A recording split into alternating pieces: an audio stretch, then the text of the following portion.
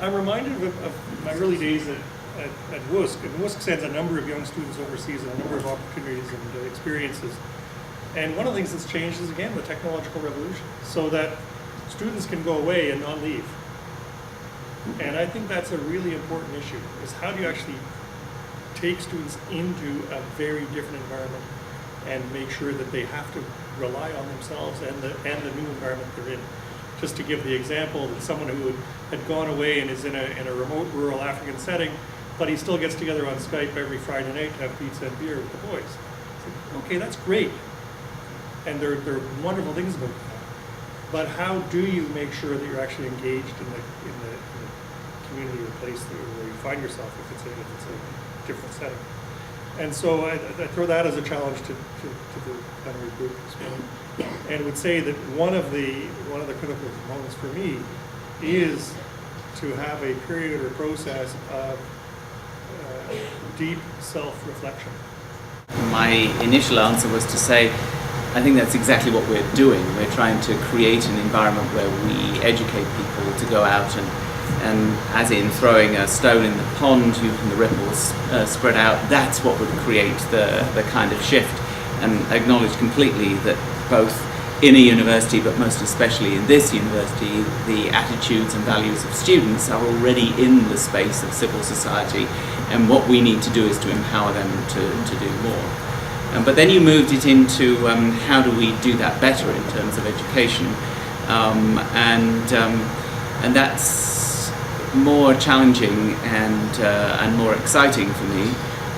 As many of you will know, I've spent more than 30 years of my academic life now trying to destroy undergraduate education as we know it, because I actually think that the didactic method is oppressive and is a perfect example for an individual to put forward their views and influence others in ways that are actually at the very heart of oppression. So I think we need to create people who are thinkers, and that means we've got to really, really change the approach to pedagogy. But you wouldn't be at all surprised with that kind of response from me, from those of you who know me, because I fundamentally believe that putting people into situations where they have to sort out what it is that they need to learn creates the engaged learner, and is the only way that we can make the kind of change that we need to be able to offer people in order to learn all of the pieces that they need to have in place in order to be able to disseminate this kind of excited commitment to civil society. I was reminded of the chant of many marches I've been on about this is what democracy looks like. And it's true, that's one face of democracy.